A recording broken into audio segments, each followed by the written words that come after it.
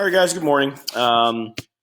We are going to be going through something that a lot of you guys are very familiar with today. Okay, the phases of the Holocaust. Okay, because of our community's, link to the series of events that took place in World War II, having a large Jewish, minority in our community. Okay, a lot of people that we know, a lot of people that we might be family members with. Okay, friends with. Okay, they actually have family ties to the Holocaust. So definitely a lesson today that hits home. One that's obviously infinitely interesting and also scary. Okay, to think that a highly educated, civilized, formerly democratic society like Germany could be capable of perpetuating, which many would agree is probably the biggest crime against humankind in global history. Okay, and I would argue that that is in fact the case. Okay, there's been cases of ethnic cleansing and mass murder before, but never on the scale and never with the efficiency that we see during World War II. Okay, so we're going to be going through the different phases of the Holocaust. We're going to talk about parts of the Holocaust that a lot of people kind of forget about, but that are incredibly significant. The big thing when you're thinking about why the Holocaust happened, okay, is to try to kind of line it up with Nazi ideologies or beliefs. Okay, the first is one that you guys are familiar with. The Nazis believed that the Germans constituted what they considered to be a master race, and the other big thing is that they believed that Germans were entitled to Lebensraum or living space. Okay, and Hitler had said all the way from the beginning, going way back to Mein Kampf in 1924, that living space would be gotten at the expense of Poland and the Soviet Union. Okay, and that the people that lived there already, the Nazis believed they were what they considered Untermenschen, and Untermenschen in German means subhuman. Okay, or below mankind. So these are people that they categorize as being life unworthy of life. So we're going to start getting into that today. We're going to talk about the early phases of the Holocaust, phase one, which takes place in Poland and parts of the Soviet Union. And we'll talk about phase two, which is a more of a direct approach to the mass killing of people in these areas to make way for settlers. And then phase three, the final solution, the one that most people are familiar with, which would have involved the death camps and slave labor camps. And we're actually going to get into how the Holocaust actually filled a role in the war of material. So I think we kind of alluded to that a couple of days ago. And I'm going to leave you guys with three questions, and that is, what big problems did the Holocaust create? Okay, both for the people who perpetuated it and for the people that were victims of it. Okay, and we're not just talking about the Jewish population. We're talking about Poles. We're talking about people that were Soviets and people that lived in the Soviet Union. Okay, and the big questions that were on everyone's mind towards the end of the war, once this thing became abundantly clear, was what became of those who perpetuated the crime, and then finally what became of those who survived. Okay, because those still have long, far-reaching consequences even today politically. Okay, so you're going to be jumping back and forth between the phases of the Holocaust and the images that I'm going to show for you guys. Okay, so we're going to start off with phase one, and phase one goes back to 1939 and 1941 with first the invasion of Poland. You guys can see I can highlight it here. And then the invasion of the Soviet Union and Lithuania, okay, which was part of the Soviet-occupied territories during Operation Barbarossa. Okay, both of these campaigns were campaigns to provide the German people with living space or Lebensraum. And again, this is what's going to bring millions of people under the command of Nazi leadership that believes that these people don't deserve the land that they live on and don't deserve to live amongst Germans, okay, and therefore need to be somehow either eradicated or gotten rid of somehow, right? So when we talk about the Holocaust, believe it or not, the Holocaust really has its roots physically in 1939, even before World War One. We talked about the term Untermenschen.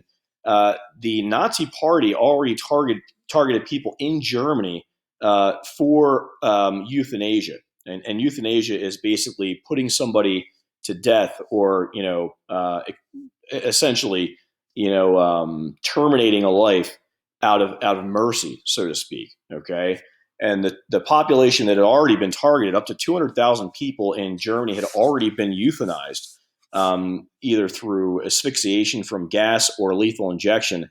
And those were people with mental and physical handicaps and disabilities, and also social disabilities as well. So people with anxiety disorders, okay, people that were considered to be odd, so to speak, people with mental retardation, things of that nature. Okay, these people had already been rounded up by the thousands, and they had already created programs, medical programs, to euthanize these people. These were going to be the tools that they would use later on, the Nazis, in places like Auschwitz, Treblinka, Birkenau, to perform mass exterminations on the Eastern Front later on. Okay, but we're going to start off phase one. Okay, and phase one, you guys want to write this down right next to the title there. Phase one was what the Nazis thought was the most natural way to cleanse an area of its inhabitants, and the most natural way, so to speak, that wouldn't get anybody's hands dirty, would be, they thought, the simplest, and that would just be mass starvation. Okay, so in places like Poland and Lithuania and parts of the Soviet Union, when the Germans invaded, once the German army rolled on, basically what the support groups would do for the army and for the Nazis is they would just take all of the food. They would burn farms that weren't being used. They would ship it directly to the army. Anything else would be denied from the population. Okay, and the reason why they turned away from that fairly quickly was because it wasn't very effective. Okay, members in the Army Officer Corps, they needed people back behind the lines in Poland, Lithuania, Latvia, and Estonia to produce war materials, or at least to produce food for the German army, which was spreading further into Eastern Europe and into the Soviet Union. So even the army, believe it or not, in a lot of cases, wasn't on board with what the Nazis wanted to do to these people living behind the battlefront, so to speak. Okay, so and if you guys are familiar with the Holocaust, the Jewish ghettos were created during this period. Okay, they actually put people into ghettos based on their ethnicity, especially Jews. And the first phase of that was basically to liquidate or to get rid of these ghettos by not giving them any food. It was not very effective. And the reason why it wasn't very effective is because, again, people were able to sneak food, and obviously these people weren't dying off as fast as Hitler and the Nazi establishment, Goebbels, would have liked. Okay, so that led pretty quickly to phase two. Okay, so mass starvation and the ghetto system really did not work. It was inefficient from the Nazi perspective. Okay, there was a lot of holes, so to speak, in it. Okay, so that led to phase two. Phase two, the first part of it falls on a group of people called the Order Police. Okay, and you guys want to kind of just define who these guys were. The Order Police, these were not card-carrying members of the Nazi Party. Most of these guys were older men. These guys were 45, 50, some of them up to 60 years old. These are guys that had either fought in World War I. They were a little bit too old to fight in the army in World War II. Many of them were policemen back home. A lot of them were firefighters. They just wanted to perform something. They wanted to basically provide service for Germany during the war, but they couldn't do so in a military fashion. Okay, so these guys basically went into occupied territories like Poland and Lithuania, and they served as military police. They policed. They provided law and order. They created just different jurisdictions. Okay, they essentially became German police in occupied territory, and that's what they thought they would be doing. Well, pretty early on, they started getting orders from the SS, which is the elite Nazi party group, so to speak. Essentially Hitler's military version of his loyal followers. Okay, they start getting orders from Goebbels and Hitler. Well, not Hitler directly, but from Hitler's secondary commanders to start rounding up members of the Jewish populations and people in Poland, marching them out to the woods and executing these people in point blank fashion. Okay. These guys were not, this is not what they had signed up for, obviously. Okay. Many of them refused to follow the order. Many of them resigned. Those of them that did it, a lot of them started to experience, and you guys can imagine probably pretty easily, they started to experience serious psychological disorders, anxiety, depression. A lot of them committed suicide. Many of them would shoot off to the side instead of shooting these people point blank range in the back of the head. So when the order police were ordered to do these types of mass executions in places like Josepho, which is the first city that experienced this, it was not very effective. Okay, a lot of people were able to escape. A lot of the order police let the people escape. They said, "Listen, we're going to be taking you back into the woods. I'm going to turn around to to load my rifle. If you want to run away or if you disappear, I'm not going to I'm not going to tell anybody about it." Okay. Now that doesn't exonerate those who did do it. Okay. Obviously, a lot of these guys said, "Well, I was following orders. I thought it was part of the war effort. Whatever." So a lot of them did do it. Many of them did it. In fact, probably the majority of them did it. Okay. But even those who did it, they ended up again having serious disorders because of what they were doing. They were killing innocent people. The other weird thing is when the Nazi Party had taken away Jewish citizenship and started, ethnically cleansing Jews in Germany, a lot of these people moved to Poland. So believe it or not, a lot of these guys that served in the order police, some of them actually knew the people that they were executing, which made it a very difficult endeavor for the people that were ordered to do these mass killings. And that's what brought in the second part of phase two, and that was the Einsatzgruppen, who were basically, what that means is special commandos, okay, or special groups. These people were card-carrying, indoctrinated members of the Nazi Party. Most of these guys, in fact, I think all of them actually, were required to have been in the Hitler Youth program as kids from 1933 onward. These guys believed that the Germans were an Aryan superior super race.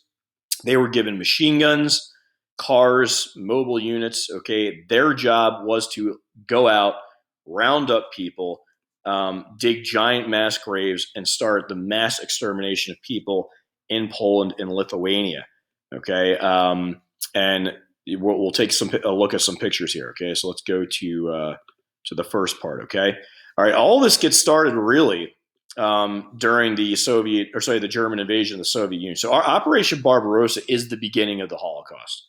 This is when Germany, territory falls into German hands, expansive territory falls into German hands of people that they believe don't deserve to live, that they think should be eradicated, moved out of the area so that German colonists can replace them. Okay, so you guys can see Latvia right here. Okay, Estonia right above it, Lithuania down here. Okay, these people are all going to be basically purged or eradicated. Same thing's going to happen down here in the Ukraine. Okay, and it's already happening in Poland with the order police and the Einsatzgruppen. And the Einsatzgruppen was rounding people up in these areas. Okay, getting as many Jews and Poles as they could, digging mass graves with steam shovels, and basically shooting these people point blank range. So let's take a look at what's going on the Eastern Front. Okay, a lot of people don't realize that it wasn't just Jews that were targeted. Okay, this is actually, believe it or not, a German prisoner of war camp on the Eastern Front. You guys can see Soviet soldiers during the first phase of just mass starvation, which didn't work out too well, are just left out in the field, okay, to die essentially from starvation and exposure. Okay, millions of Soviet soldiers were left to this fate. This is another picture of the same type of thing. Sorry. Okay, so this is all part of the program of ghettoization of the occupied territories and the mass starvation of Soviet prisoners and people that the Germans didn't want in these areas. In phase two, we see members of the Einsatzgruppen, and you guys can see they look just like soldiers. They weren't, though. Okay, these guys were basically trained ethnic cleansers, so to speak. All right, and you guys can see them shooting Jewish civilians, point blank range. That was their job. Okay, here you see a mass grave. They would literally dig these graves. Sometimes they would actually make the people dig the graves before they shot them into them. Okay, and this is where they would perform their mass executions. These graves are all over Eastern Europe because this was done in mass. But even this was taking too long to Hitler and to the SS and to the Nazis' liking, which leads us now to the third phase of the Holocaust, which would have been the final solution. Okay, the final solution is a solution that hit two pegs, unfortunately, for the Nazis and for the German war effort. Okay, it was going to mass execute, or mass exterminate, I should say, both the Jewish and the Soviet population again, to clear the way for Germans moving into these areas, but it was also going to provide a solution to the labor shortage in Germany during the war. You guys know that Hitler was very careful to try to shield his people from the effects of a total war because he didn't want the war to become unpopular. So he tried to augment that or replace that lack of manpower by relying on slave labor from people in these occupied territories. Okay, and what a lot of people don't realize is that right next to these death camps, which we're going to take a look at now, were actually factories. Okay, and you guys can see. Okay, this is actually a lot of people don't realize this. Right, this is at Auschwitz. Okay, right next to Auschwitz was a massive industrial facility for the building of weapons and munitions. Okay. And again, if you guys ever get a chance to watch Schindler's List, which is a fantastic movie on the Holocaust from Steven Spielberg, okay, he shows us both aspects of Auschwitz. He shows you the death camp, and he also shows you the slave labor camp. Okay, the death camps, what they had done during the final solution was they basically streamlined the mass murder of people while having half of them, okay, work as slaves in these industrial facilities for the making of war production materials. Women, children, and the elderly were almost immediately sorted out to go immediately to the gas chambers. Okay. Again, the Germans tried to insulate their population from what was going on the Eastern Front. So, believe it or not, the Nazis actually had Jews sorting people out based on who was physically able to do work and who they saw as being needing to go straight um, to the extermination camps. Okay, the cleaning out of the extermination camps. Okay, once they gassed the people again, they made Jews do that. They basically tried to streamline the process and to insulate the German population from what was actually going on. Okay, so when you take a look at how this was done, they were trying to pretty much remove Germans from having to go through the pain and the sheer terror of killing massive amounts of people. Okay, and it was during the final solution. Here you guys can see Jewish slave laborers working on the building of cartridges for rifles. You guys can see all the rifles right there. So in other countries where this was being done by women or by men back home on the home front factories in Germany and in Poland and in Lithuania, this was being done by Jews and people that were prisoners of war, so to speak. They weren't fed well. Okay, obviously they were in a lot of ways maltreated. Obviously, okay.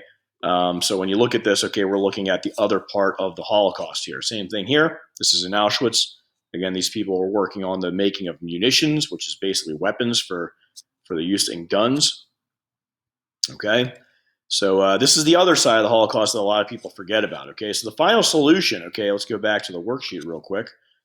All right. The final solution was basically a solution, or it was a program of mass execution by, again, the industrial extermination of people in these death camps. And right next to these death camps, most commonly, would have been giant industrial facilities. Okay. So when you take a look at that, hold on a second. Sorry about that.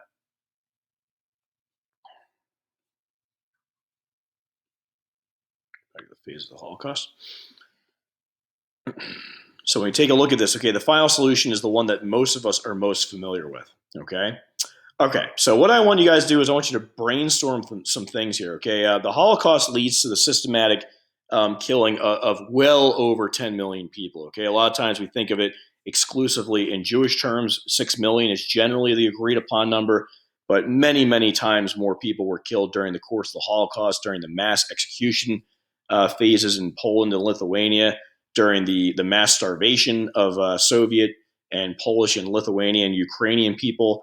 Okay, to the final solution, we're talking about upwards of 20 million people systematically killed by Nazi policies. Okay, so I want you guys to brainstorm the problems that the Holocaust would have created for the areas that experienced it. Okay, obviously World War II, when it starts to come to an end and ramp down, the Soviets and the Americans and British are liberating these death camps. Okay.